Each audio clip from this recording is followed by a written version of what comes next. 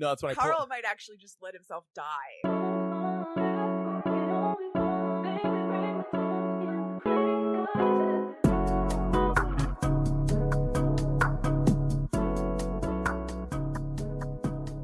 Hello and welcome to another episode of Cheap Smut. My name is Katie Mizell. And my name is Carl Mizell. And this is our special author profile of Sara Furlong Burr. Welcome, Sara. Hello. Hello, welcome to the show. Thank you so much for being here. It's my pleasure. Thank you for having me. It's our pleasure to have you. You are an author that we became familiar with because of your short called Schooled, which was in the Sinful Signings 2023 Synthology. So I think let's just start right there. How did you get connected with the Sinful folks, and how did you end up in that Synthology?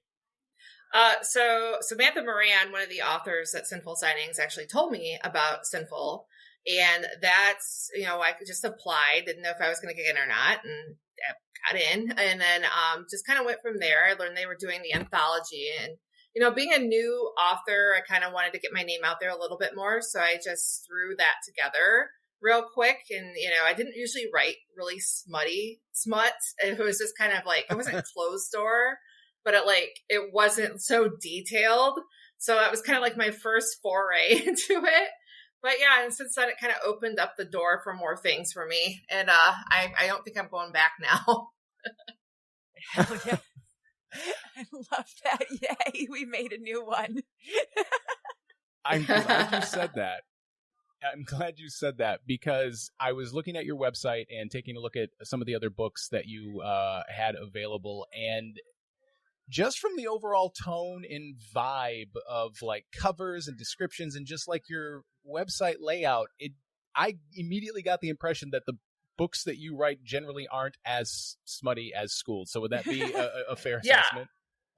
A very fair assessment. I wouldn't base what you think of me on my website though, because it's absolutely terrible and I need to redo that so bad. But yeah, it's a pretty fair assessment. But they will be. They're getting progressively smuttier.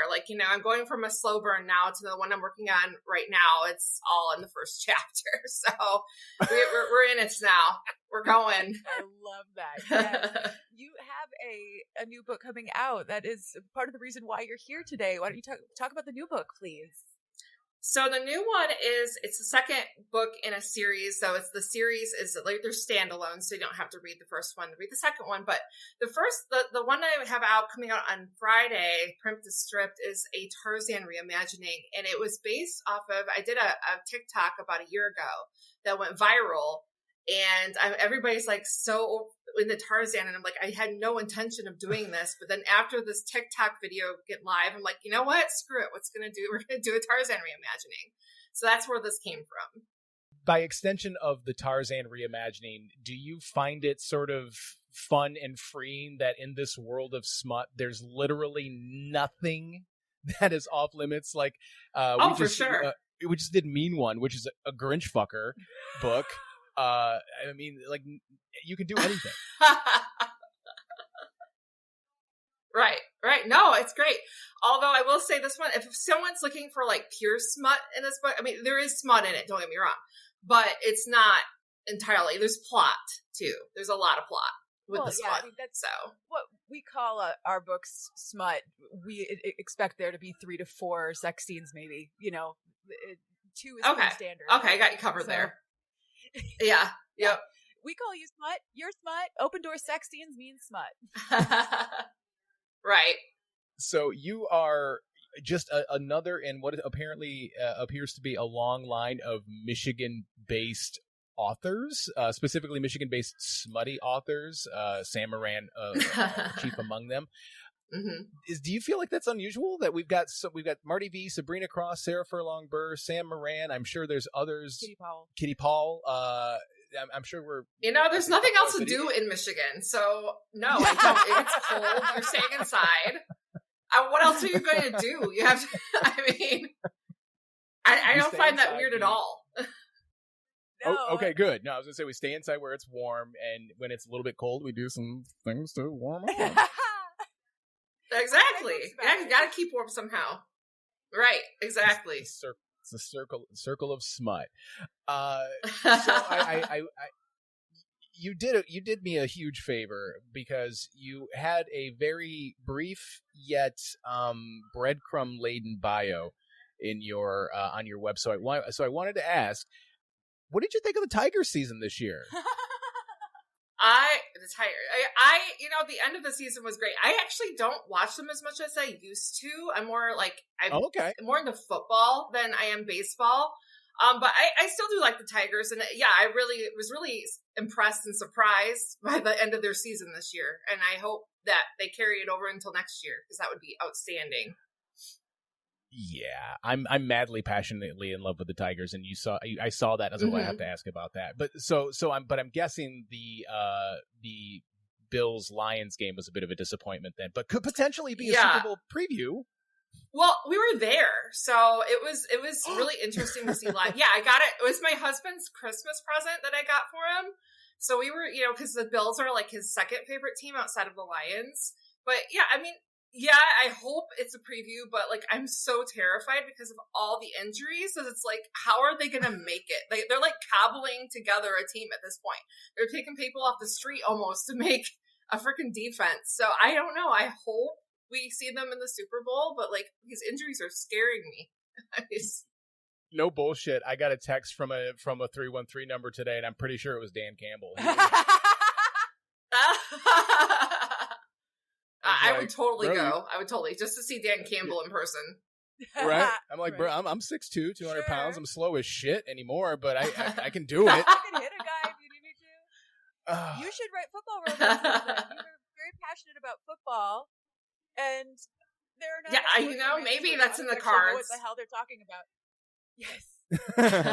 Good. Well, I need them to be as popular as hockey, and then maybe we'll talk about it. But you're in the backyard of Hockey Town. I mean, Michigan is one of the most prominent hockey states in the country. So at least you come by it honest if you try. I've never been interested in hockey, though. Like, seriously. Like, never. I went to a Red Wings game. It scared the shit out of me. Like, I'm just like, I've never had an interest in hockey. So, like, to write about it would be like, I'd be guessing. I'd just be pulling a lot of things out of my ass. I mean, that's cool. It's not for everybody. I get it, but hockey's the only sport I like. Sarah, thank you so much for joining us tonight. This interview is, we're having technical difficulties. No. One of our guests. I don't dislike it. It's totally okay. I was excited when you were a sports fan as well, so I wanted to ask you about that, and I appreciate your honesty. Now, the one other thing that I saw that I thought was interesting as well, if you feel like you can talk about it, because I understand if you might not want to. What was your husband's military occupational specialty? So he was, what the hell was he? He was like an E7. He was in a National Guard. He did a lot with a lot of behind the desk stuff, but he was deployed. Yeah. He did go to Iraq. He was slated to go to Afghanistan. I was pregnant at the time, and thank God he didn't go to Afghanistan because he was able to come back home. But yeah, he actually just retired this year, so he's doing other work now outside that's like civilian work and trying to like acclimate to not being in the military. But yeah, it was a struggle for a few years to not have him around. Yeah, I was also in the Guard as well. I was very fortunate to never have to deploy. I was up at Camp Grayling, which is a non-deployable JTC. So we taught people how to deploy. I didn't deploy. Right. Carl's job was to tell everybody where they were allowed to shoot their guns. Exactly. I worked in operations. You probably met my husband because he's up there quite a bit too. I'm sure we crossed paths at some point. But I was a lowly Small E4 world most of my time while I was up there. Yeah. It was part of the E4 mafia. 1%. Yeah. So how did writing, I'm always fascinated by people who can actually commit to it and complete it. So I have to try and find the entire backstory. So how did you come to writing? Was it something that you did when you were young and it just you kept going, or is it something that you found later in life? So I started in like 5th grade and I like hand wrote like a little story and like illustrated it. Then I kind of just gave it up for a little bit. And then I had this like nagging story in my head in high school and I didn't write it down until after I graduated. And then, after that, more than a couple years later, like 10 years later, I actually wrote the whole thing, and the story turned into from a book to a trilogy, which I uploaded onto Amazon, like kind of in the early days. It was in like 2012, I think it was. Didn't really do a whole lot. Didn't really think of it as a career. So like, I just kind of wrote at my leisure, and then like I would say around 2018, I started really thinking, I kind of want to turn this into something. So that's when I started doing, taking it more seriously and putting books out more regularly, let's say. So that's kind of where it was. I didn't really think I could make anything of it. And now I kind of think, maybe I can. Yes, you can. Yes, you can. You absolutely can. Was your target smut, or not necessarily smut, but was your target romance right off the bat, or did you try something else? No, actually, right off the bat, it was dystopian, because that was kind of what was popular, like the Hunger Games at the time were the big thing. Right? Mm-hmm. Yeah, but there is romance in it. And as I was writing it, I thought to myself, I'm putting in a lot of romance. Why am I not writing romance? So that's kind of like escalated from there to like doing this dystopian to like making it just into romance now. This is all I do. Well, I mean, plus that's the beauty of romance is it's almost like filters. Like you can have dystopian, you can have literally anything, and then just kind of pull a romance filter over it. Oh, definitely. I love that. That is true. Definitely. Thank you. Did you have some? I feel like I cut you off. Did you have something to ask? No, I got distracted by my dog because he's super cute. He is super cute now that he is calm. Big question we always love to ask our authors: you plot or you pants? I'm a pantser. I can't plot to save my life. I try really hard, but it just doesn't happen for me. Like, it just doesn't. There's no point. I don't think we've like, I have a general idea of what I want. Yeah, I try, but it doesn't work out for me. Yeah, it's just so much easier. I think to just let the voices kind of guide you, kind of thing. Right.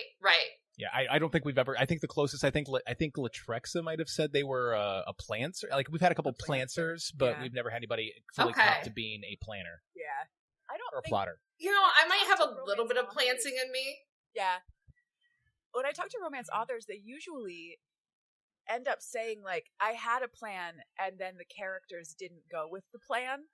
And I think because romance is so like relationship driven and like personal intent driven, those characters just kind of do whatever the fuck they please. No plan is going to stand. All the freaking time. All the time. Yeah. It's amazing how they just take over and you're just along for the ride. Yep. The other breadcrumb that I wanted to bend down and pick up for this conversation is you mentioned in your bio that you're a big fan of giving basically performances to the cars that on the road with you and singing in your car. And you said you had eclectic music. Oh, definitely. Eclectic music taste. So how eclectic are we talking? Like what are you belting out when you're on the road for your fellow? I mean, like I'll do every Eminem. I'll do Taylor Swift. I'll do some country. Not a lot of country. Like it just all depends on what the country is. I like a lot of classical stuff though. Obviously, you're not singing that. But, it's all sorts. It's all over the place. Like, whatever it is. I mean. So, Sarah is the living embodiment of a dark era in radio. In the late 90s and early aughts, the Jack format, like it was, radio formats have weird names like AOR, adult-oriented rock, and then they have album-oriented rock. The format was called Jack. And it was literally just, we play everything. Oh, yeah. Jack FM. We play it all. The modern version of that is the TikTok meme where they're like, oh, you listen to everything. And then they play like a bunch of different songs in a row. And you have to prove that you would listen to all of them. I don't know. It's funny. She goes from Taylor Swift. I get a lot of my music off of TikTok now, though. Yeah. So much good music is there. Yeah. This one. It is. And there's a lot. Thing. Yeah. And I've been pleasantly surprised. I love all the remixes. Yes. I was pleasantly surprised by a lot of the stuff that she's played and has exposed me to that she discovered on TikTok, which I'm going to miss if it goes away. Oh, 100%. I just don't see how they can really take it. I mean, I can see how they will take it away, but I just don't see that being like permanent. I just don't. I don't know. I guess we'll see. But Something will come up. Yeah. Something will come up in its place. But I guess now's a good time to just say, fuck you, Mark Zuckerberg. We know you're doing this. right. We know. Stop trying to make Facebook happen. It's never going to happen. It's done. So and Lemonade's not going to take off. It's like the dollar store of TikTok. Lemonade. I can't do that. What is it called? Lemonade. Lemonade. Yeah, I've never even. This is literally the first time I'm hearing about it. Yeah, it was marketed. Yeah, it's supposed to replace TikTok. Yeah, but or something. I don't know. I have like one video on there, and I have no idea what I'm doing. Their initial ad push was apparently super icky. Like the creators really? with didn't get paid and stuff. Yeah. Oh, jeez. Yeah. It's bad. Fuck that particular noise. So you got the new book coming out. As much as you're willing to share with us without giving away the plot and basically making people not have to buy it, tell us a little bit about it. So what it is it's a dual POV. So we've got the main character Bianca, and she's the FMC, and the MMC is Lennox. Lennox is basically kind of like the Tarzan character. He was an orphan. His parents died when he was in a car accident. And he was, kind of adopted by another family, and he's kind of learned to survive and be a survivalist. And when he, the tragic circumstances around his parents' death is when they were in a car accident, and he was stranded in the woods. So he's trying to teach people how to survive. So he's kind of like the Tarzan character. And then Bianca is from Heart to Heart, which is the first book that I did in the series. It was kind of like a Bachelor spinoff where she was a contestant on the show. She's in the fashion industry. And she is trying to have people take her seriously because they just think she's, just from this reality show that there's nothing to her. She just, she decides that she wants to show a little bit more to people. And she gets on this other reality show called Stripped, which is Lennox is a consultant on Stripped. Stripped, if you watch reality TV, it's like Naked and Afraid. It's Naked and Afraid. Yeah. Yes, it's basically what it is. So she applies, gets on because the show's not doing well. The ratings are down, and they want somebody that they think that will make people tune in, and people know her. So of course they select her.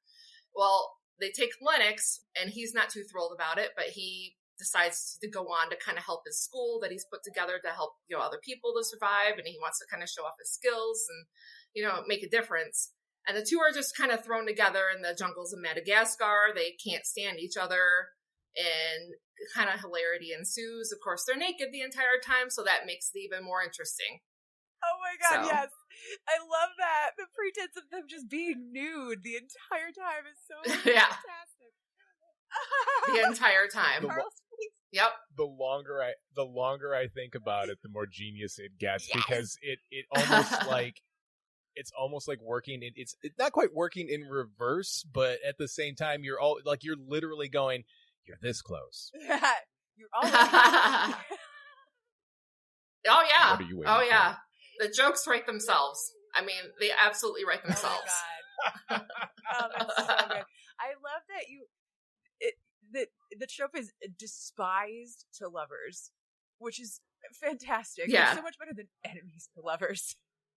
Despised. Oh yeah, because when they meet each other for the first time, it's not a good first meeting. Let's put it this way, because they meet each other before they're fully clothed before, and it's not good. So they're instantly not happy with each other. Oh yes. I bet I hate you even more naked. Oh my god.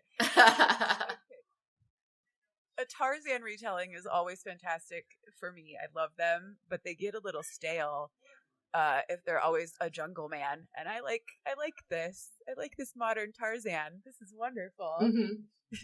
Yeah, it's like when they do those fun twists on Shakespeare when they plant it in a very specific time. Oh yeah, Much Ado About Nothing in a World War II bomb shelter. Yeah, well, the one I always think about, I think it was like Oklahoma Shakes that did Taming of the Shrew, but in like post World War II recovery America. Yeah, it was very interesting. Yeah, you just plant it like that. Not to go completely off topic, but at Stratford a few years ago, they did a Richard III, and the Richard was a woman. That's right. And her like deformity was that she was like a giant spider. Oh, that's interesting. She was in a big spider web at the end. It was fucking cool. My parents saw it. It sounded amazing. You've expanded on the trope from enemies to lovers and gone to spies to lovers. Do you think there's any other tropes that you could escalate? Escalate? Oh God, I think you could escalate any of them really if you really were creative enough. I mean, you could take almost any of them, and I have one lean-to instead of one bed. Because there's no bed. Yep. So just one makeshift shelter. Right, exactly. Tired, snowed in, wired, stuck in a cave, caved in, avalanched in with a bear. Oh my God. Yeah, No, there's a lemur that kind of gets on their nerves. That's there. So Madagascar doesn't have bears. There has to be a lemur. Yeah, it's true. What are some other tropes that you've kind of? Is there a? Let me back that up, because I was going to say, like, there are certain video games. I'm an avid gamer, and there are certain video games that I circle and go, I should buy that but I want to like it, but I end up never liking it. Are there any tropes that you feel like I want to attack? Like, I want to do this, but just every time I just can't quite wrap my head around it, or I can't find my entry point to it. Gosh, I don't know, because all the tropes that I write are the ones that I actually like. Like, there are definitely tropes I don't like. I mean, I don't know if I could ever do friends to lovers. I don't know if I could. And people love that trope. I just never had liked it at all. I don't know why. I mean, I could try it, but I just don't know. Okay. And surprise, the pregnancy, anything to do with, the surprise bait. I hate that trope. I don't.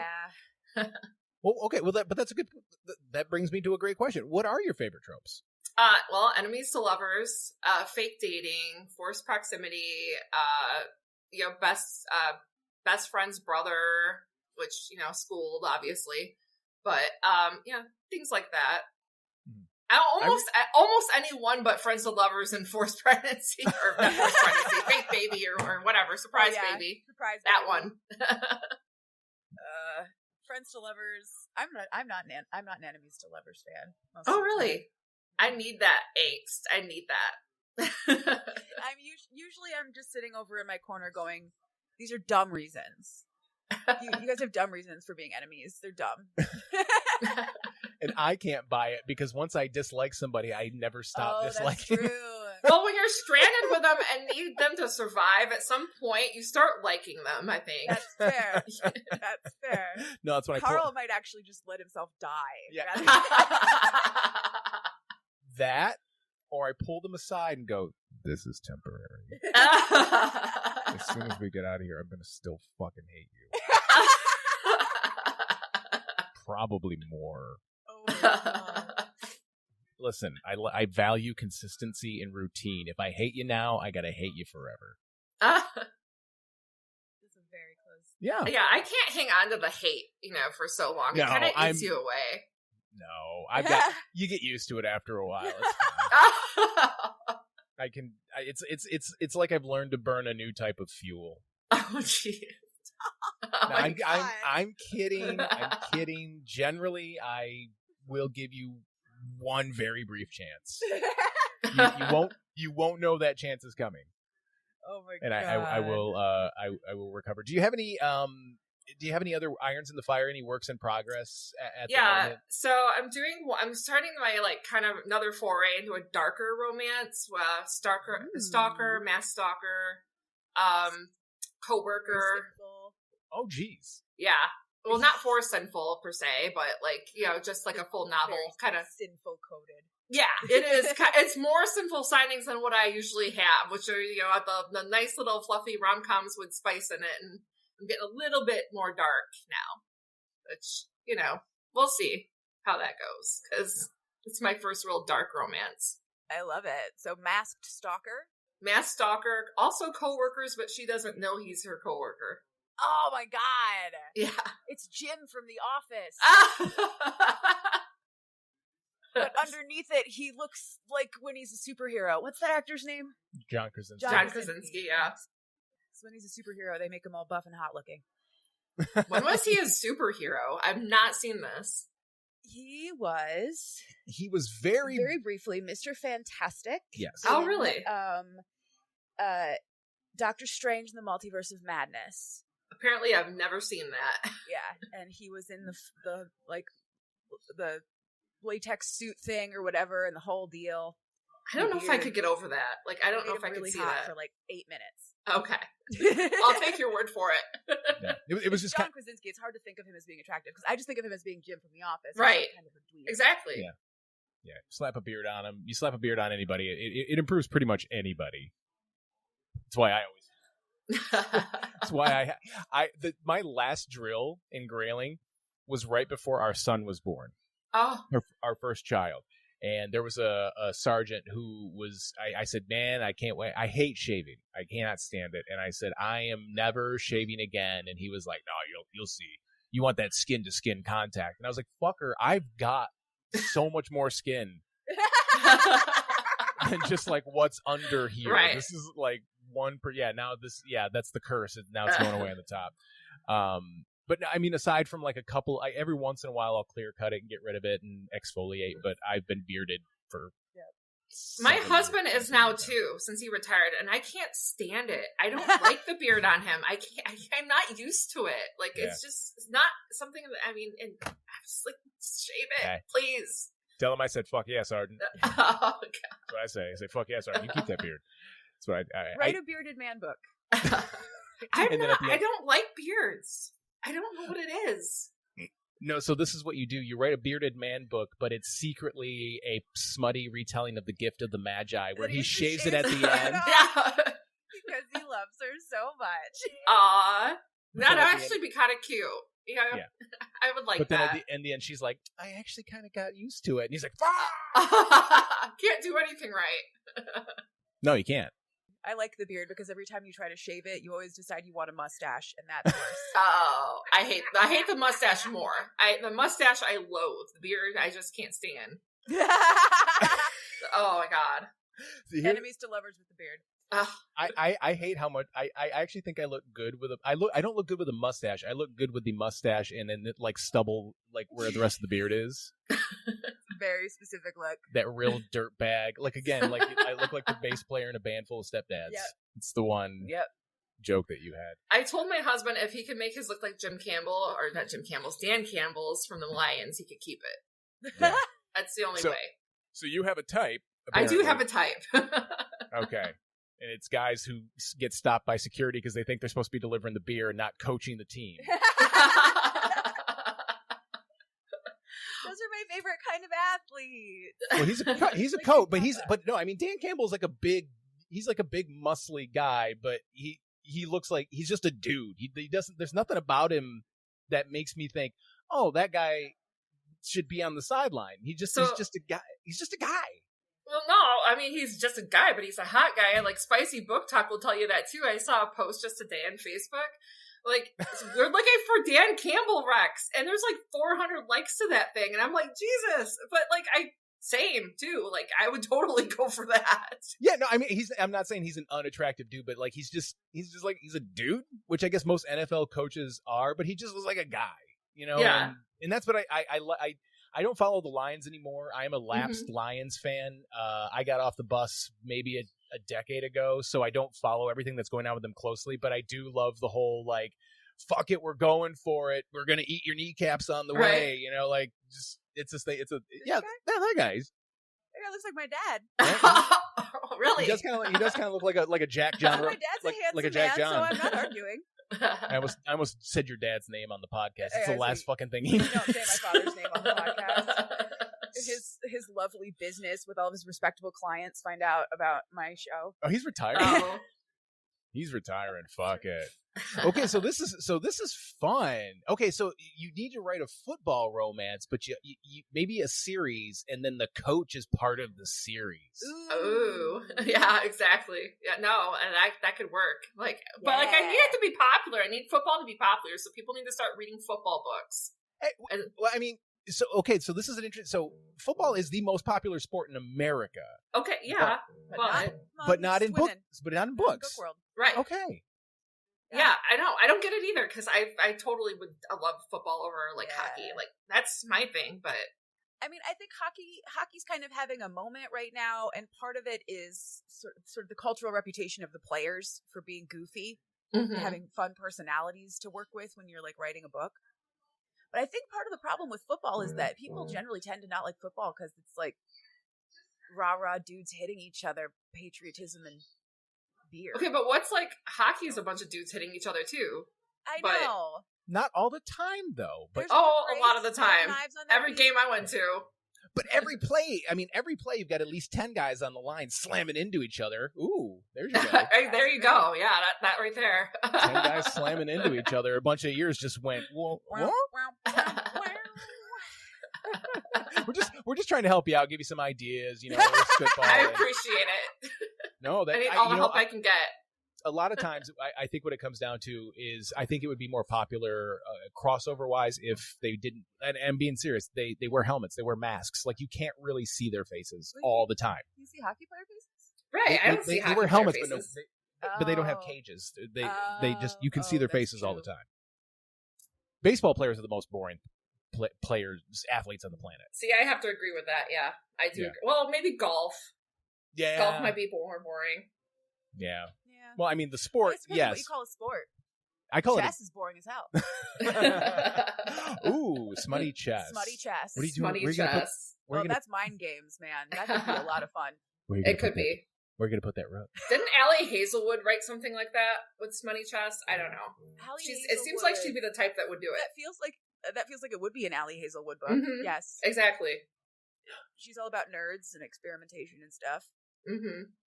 Are you on the docket for Sinful 2025? I don't remember. I am. My name's not on there right now, but yes, I will be there. in 2025. We're breaking news. Breaking news. You heard it here first. That's well, because we're going to be there as well. So we would. Were you there last year? Because No, I was. saw her. I Okay, was. you were. Okay, I didn't remember crossing paths with you. So She was in the room with us. She was next to Brianna and Natasha. Oh yeah, yes, I remember now. Yeah. And then Okay. I moved, and then I took April. over for what Evie Black was. 'cause Yeah, she she took over moved. Evie Black's Yep. spot because she left Mhm. early. Yeah. Oh, I remember Yeah. now. Yeah, she moved over to where the Sinful Seven were on the second. Yep. Oh, that's right. Do you, and I'm going to let that long pause stay in there in case I need to edit around this. Are you going to be in the new the Synthology this year as well? Probably not, because I've got a lot going on, and I'm going to be in another book that I've committed to with a bunch of other rom-com authors, and it's like I work full time, so like I don't have the time. I barely have the Yeah. time to get the 2 books out that I can a year usually, so Mhm. probably not. Sure. I'm always fascinated because of my old podcast where I talked about people who did art and then also worked without giving too much away, whatever you're comfortable with. Broadly speaking, what do you do for your day job? I'm a paralegal, and Neato. That's right. You put it on your it's in your Yeah. bio. I totally Yeah. forgot about that. it's exceptionally stressful and long hours. So yeah. Yeah, mad respect. You have to read law doctrine all day and stuff. Somewhat. So I mostly have to read medical records, which is just as boring. So Oh, Very boring. we Yeah. both I was a biller coder. I Oh understand. yeah. Oh yeah. Yep.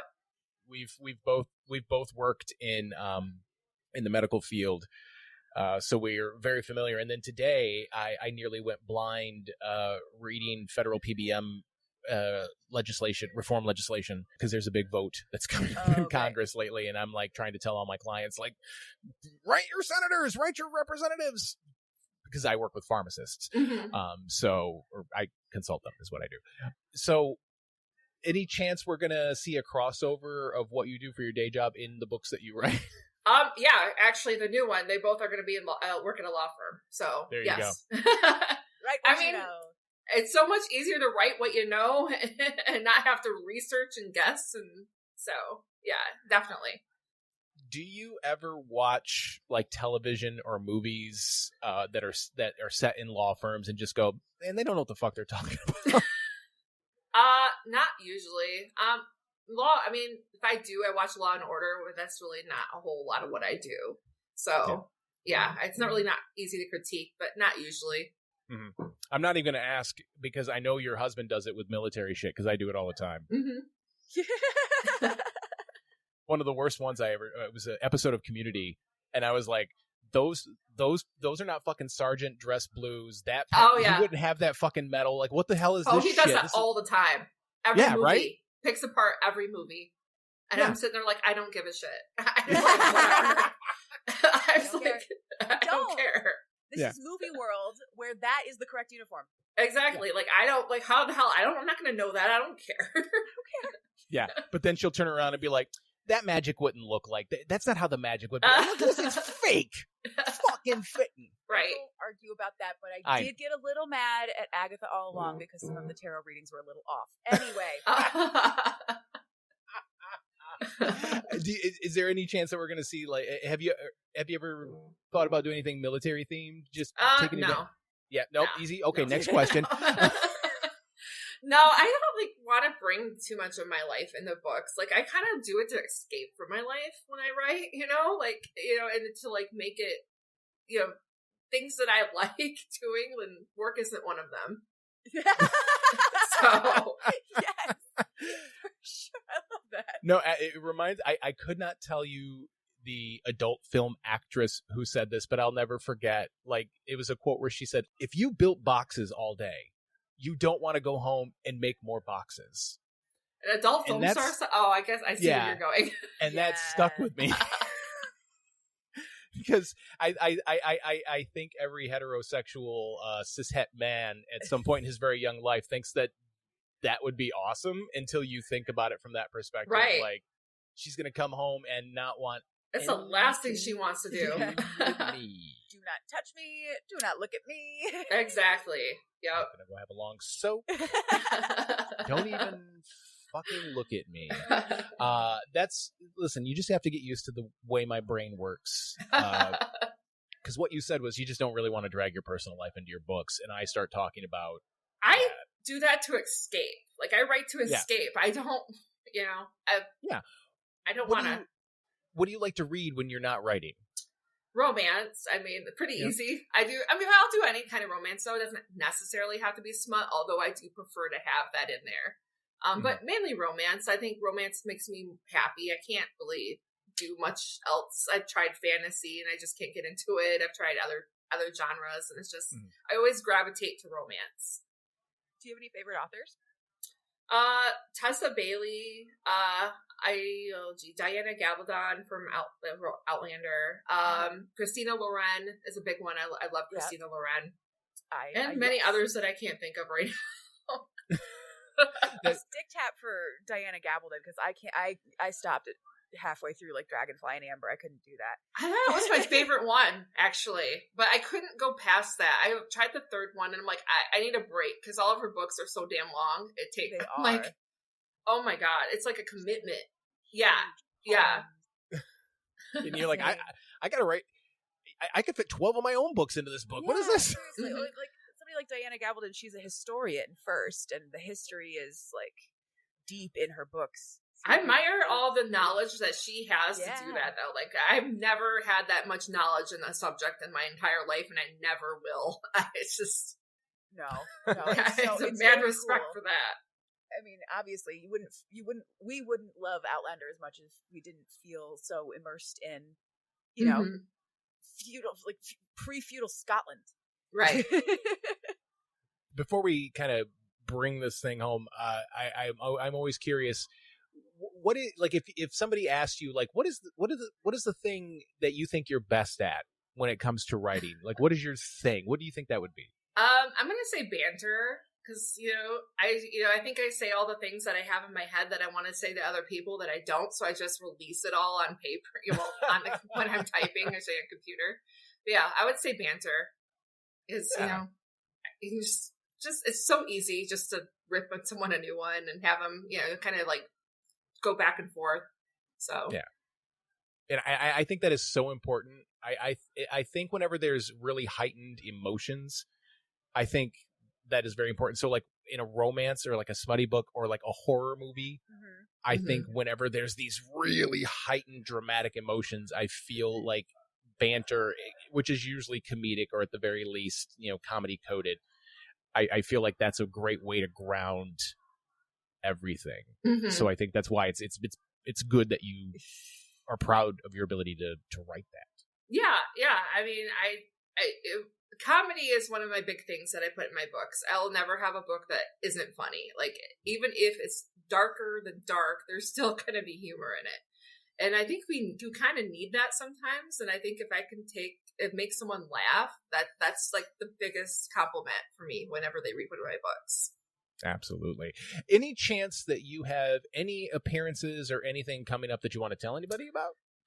Well, my next big one isn't until April. It's Dreaming Dirty in Ann Arbor.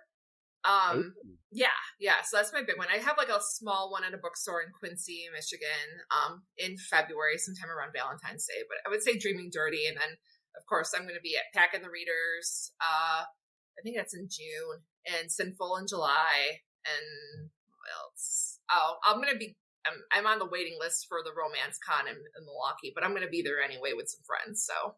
Oh, yeah. And where can people find you on the internet? Website, socials? So I wouldn't really give my website because, like I said, that thing's a dumpster fire right now. But I'm going to say, like, Instagram, I say author Sara Furlong Burr. My handles are basically all the same. TikTok, Facebook. I have a Facebook group, readers group, art team, street team on Facebook. Those are my main ones. Instagram is kind of like my favorite. It's where I am most of the time. Perfect. In that case, where I would normally link to the author's website, I will link to your Instagram. That's great. Sara Furlong Burr, thank you so much for your patience while we work through those technical issues. Yeah, no problem. In the episode that nobody knows about. If I had maybe I would have known about. And more importantly, thank you for joining us. Yeah, thank you for having me. This was fun.